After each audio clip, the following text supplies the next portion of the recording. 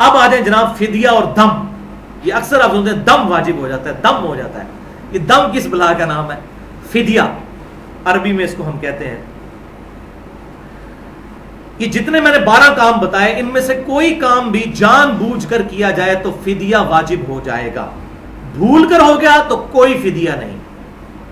جیسا کہ صحیح بخاری اور مسلم کی متفق علیہ حدیث ہے، جس نے روزے کی حالت میں بھول کر کھا پی لیا تو اللہ نے اسے کھلایا اور پلایا، روزہ نہیں اس کا ٹوٹے. لیکن ان 12 میں سے ایک کام ایسا ہے کہ وہ بھول کر بھی ہوا تو پورا حج ہی برباد.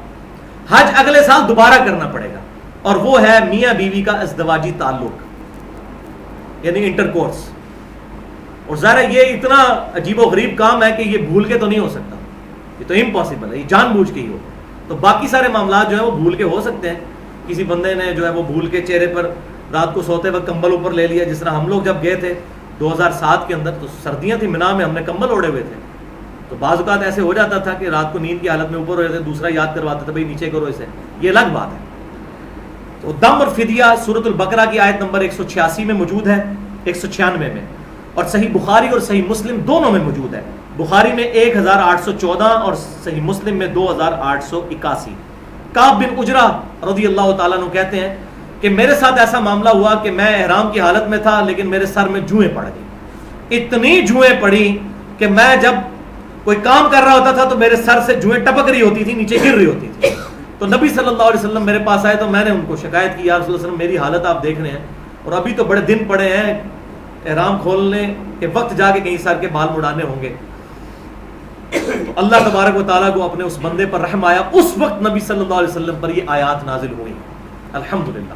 اور کتنی بڑی سعادت اس صحابی کے لیے، ان کے سوال پر آیات قرآن کی نازل ہوئی. سورۃ البقرہ آیت نمبر 196.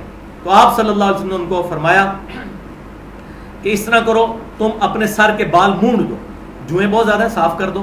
لیکن چونکہ اب یہ تم نے کام ایسا کیا جو احرام کی حالت میں نہیں کر سکتے، مجبوراً کرنا پڑا ہے، تو اب ایک قربانی حرم کی حدود میں جا کر ایک بکری قربان کرنی ہے تم نے، اور اس کا گوشت وہیں پر غرباء میں تقسیم کرنا ہے، خود نہیں کھانا.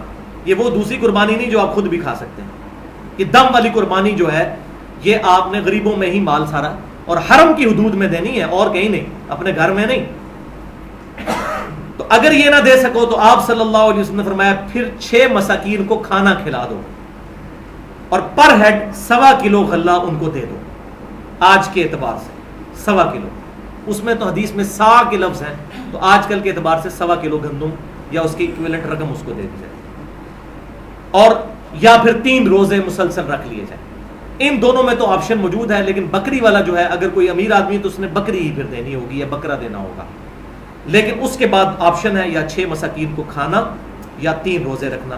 تو یہ ہے دم اور فدیہ احرام کی حالت میں، چاہے وہ حج کا ہو چاہے وہ عمرے کا ہو.